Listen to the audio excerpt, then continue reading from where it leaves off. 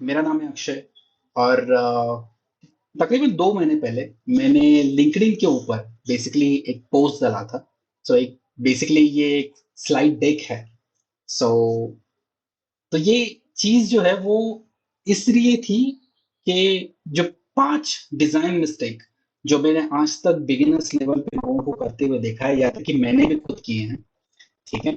तो वो 5 चीजें कौन सी है जो यूआई डिजाइन में बिगिनर्स करते हैं। ठीक है।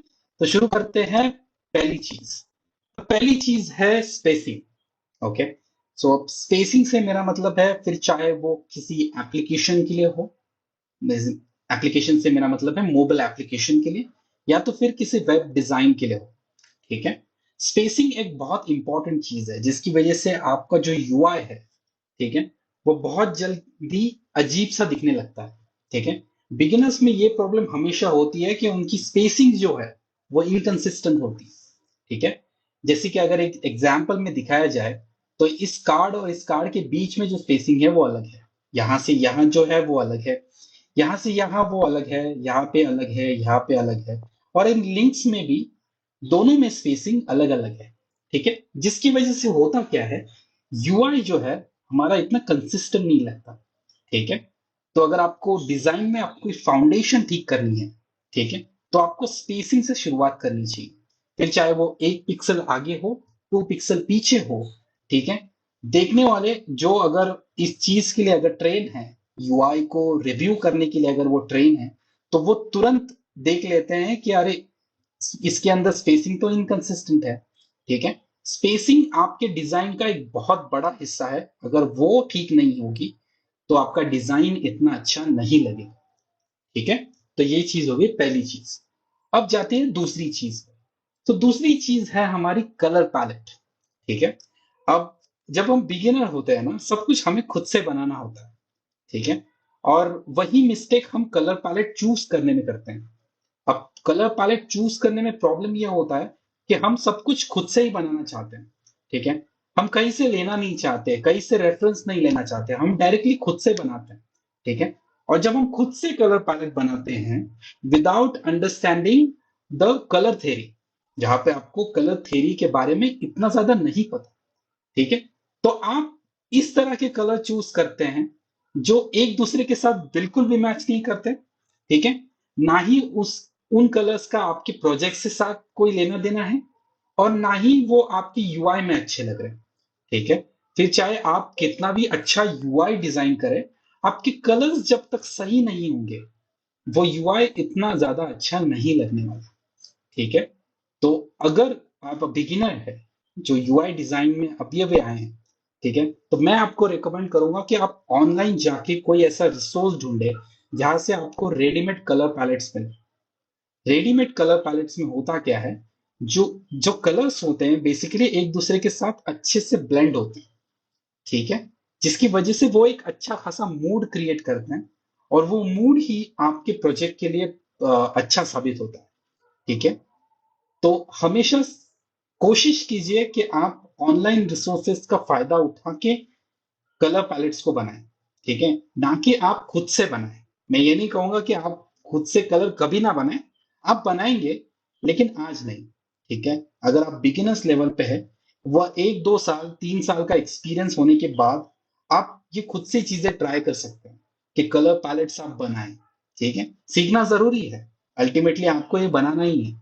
लेकिन अगर आप बिगिनर है तो ये चीजें करने की कोशिश ना करें, क्योंकि वो चीजें आपको तब तक ठीक से नहीं आएगी जब तक आप लो लेवल चीजें इसके कलर्स के बारे में पढ़ोगे नहीं। ठीक है। तो कलर पैलेट्स है दूसरी चीज।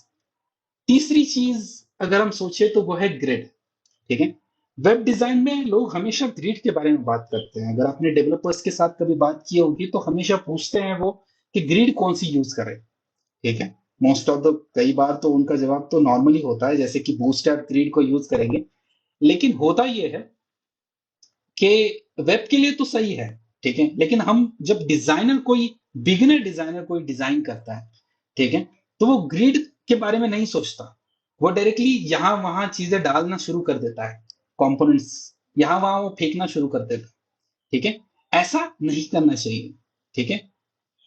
अगर आपके पास एक स्पेसिफिक ग्रिड नहीं होगा, ठीक है, तो आपका यूआई का लेआउट है, जो लेआउट होगा वो कंसिस्टेंट नहीं होगा। दुनिया की हर वेबसाइट, हर एप्लीकेशन एक ग्रिड को लेके चलता है, ठीक है। अगर आप ग्रिड्स के बारे में श्योर नहीं है, ठीक है, तो आप उन डॉक्यूमेंटेशन की तरफ जा सकते हैं जहां पे ग्रिड्स पहले से डिफाइन की हुई है। जैसे मैंने बूटस्ट्रैप का एग्जांपल लिया, अगर आप एंड्रॉयड के लिए एप्लीकेशन बना रहे हैं तो मटेरियल यूआई में उस चीज ग्रिड को डिफाइन किया गया है, ठीक है। अगर आप आईओएस के लिए बनाना चाहते हैं तो एप्पल के ह्यूमन गाइडलाइंस आप पढ़ सकते हैं, वहां पे आपको एग्जैक्टली मिल जाएगा कि ग्रिड बेसिकली एप्लीकेशन के लिए होनी क्या चाहिए, ठीक है।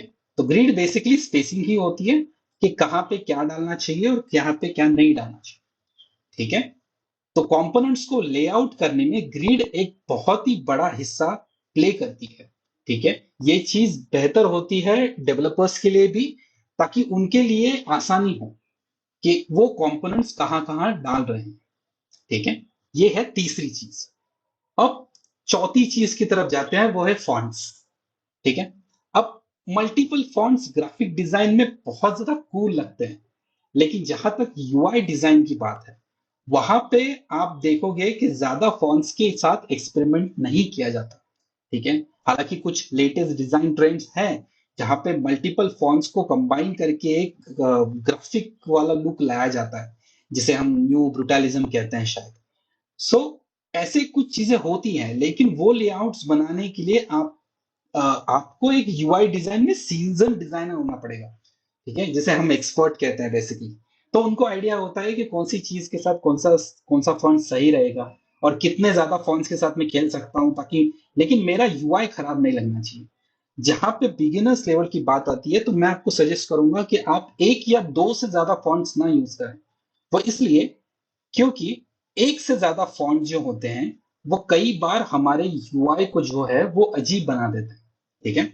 अजीब से मेरा मतलब है, अगर आप इस तरह के फॉन्ट्स अगर चूज करते हैं, ठीक है, हमेशा एक सेरिफ और एक सैंस सेरिफ फॉन्ट्स को ही यूज करिए, ठीक है।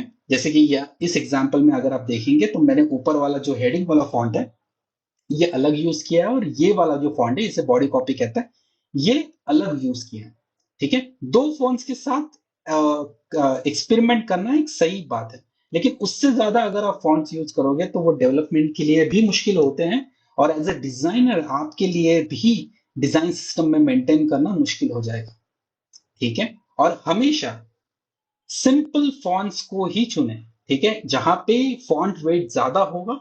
ऐसे फॉन्ट्स को चूज करने से हमें फॉन्ट्स के बीच में कॉन्ट्रास्ट क्रिएट करना आसान हो जाता है, ठीक है। तो ऐसे वियर्ड फॉन्ट्स मोबाइल एप्लीकेशन के लिए कभी चूज मत करो।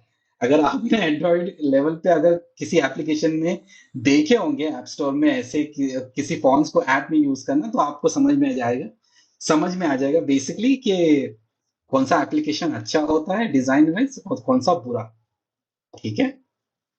तो हमेशा सिंपल फॉन्ट्स के साथ जाओ, जो फॉन्ट्स में ज्यादा वेट है ऐसे फॉन्ट्स को चुनो, ठीक है। आखिरी वाली चीज जो मैं सबके लिए कहना चाहूंगा कि डिजाइन करने से पहले आपको कंपोनेंट्स के बारे में समझना पड़ेगा, ठीक है। कंपोनेंट्स कुछ हिस्से होते हैं डिजाइन के बीच में जो एक स्पेसिफिक तरीके से काम करते हैं, ठीक है। और कंपोनेंट से मेरा मतलब है, जैसे कि अगर ये इनपुट फील्ड होगी, ये एवतार हो गया मेरा, यहाँ पे कुछ इमेजेस के आइकन्स हो गए, जैसे कि ये इंडिकेटर हो गया, अगर या फिर ये क्रॉस मार्क हो गया, ये मॉडल विंडो हो गया, ठीक है, radio button, drop down, cards, ठीक है। ये जो छोटी छोटी जो चीजें होती है यूआई में, जिसे हम सेपरेट कर देते हैं, ठीक है, इन कंपोनेंट्स और इनकी वर्किंग्स को तुम्हें समझना पड़ेगा, ठीक है। तो जैसे कि अगर मैं कहता हूं कि रेडियो बटन और चेक बॉक्स थोड़ा अलग अलग काम करता है, हालांकि दोनों का बेसिकली यूज तकरीबन सेम है, लेकिन वो अलग अलग तरीके से काम करते हैं। जैसे कि रेडियो बटन्स अगर दो दिए हुए हैं तो उनमें से सिर्फ एक ही मैं सिलेक्ट कर सकता हूं, जबकि चेक बॉक्स मैं दोनों सिलेक्ट कर सकता हूं, ठीक है। हालांकि सेम बिहेवियर चेक बॉक्स में भी रेप्लिकेट किया जा सकता है, लेकिन बाय डिफॉल्ट ये जो कंपोनेंट्स हैं, ठीक है, वो किस तरह से काम करते हैं ये हमें समझना पड़ेगा। जैसे कि अगर मैं ये ड्रॉप डाउन ओपन करता हूं तो ऑब्वियसली इसके नीचे एक लिस्ट ओपन हो जाएगी जो मुझे और भी ज्यादा ऑप्शन देगी जिनको मैं सिलेक्ट कर पाऊंगा, तो ये जो लो लेवल कंपोनेंट्स हैं, इनके बारे में पढ़ना और इनके बारे में समझना कि ये किस तरह से काम करते हैं, आपकी यूआई डिजाइन को एक काफी अच्छे लेवल पे पहुंचा सकता है। ठीक है, तो ये बेसिकली 5 चीजें जो मैंने अब तक आपको बताई, ठीक है, वो चीजें अगर आप अपने इम्प्रूव करें, अपने लेवल पे अगर इम्प्रूव करें, तो मैं समझता हूं कि जिस चीजों का फाउंडेशन ठीक होता है, ये चीजें फाउंडेशन है यूआई डिजाइन के। ठीक है, मैं ये नहीं कह रहा कि ये सारी चीजें सीखने के बाद आप एक बहुत ज्यादा सुपरस्टार रॉक स्टार डिजाइनर बन जाएंगे, लेकिन हाँ, अगर आपका ये फाउंडेशन ठीक रहा, ठीक है, तो आपका जो नेक्स्ट प्रोजेक्ट होगा या फिर नेक्स्ट जिस भी कंपनी के लिए आप काम करेंगे, उनका डिजाइन जो होगा वो बहुत अच्छा होगा। ठीक है, तो बेसिकली ये एक यूआई डिजाइनर के लिए एक जॉब सेवियर थिंग है। ठीक है, आपका फाउंडेशन जितना अच्छा होगा, आपका बिल्डिंग उतना ही ज्यादा अच्छा बनेगा। ठीक है, इन चीजों के ऊपर जो आती है वो है क्रिएटिविटी, कि आप चीजों को कितना ज्यादा क्रिएटिव बनाते हैं। लेकिन ये चीजें अगर आपको नहीं आ रही और फिर भी आप क्रिएटिव बनना चाहते हैं, तो वो चीजें बहुत ज्यादा कंफ्यूजन क्रिएट कर देंगी। ठीक है, ना ही आपका फाउंडेशन ठीक है और ना ही आपका डिजाइन ठीक है। ये आपका डिजाइन क्यों ठीक नहीं है? क्योंकि आपका फाउंडेशन ठीक नहीं है।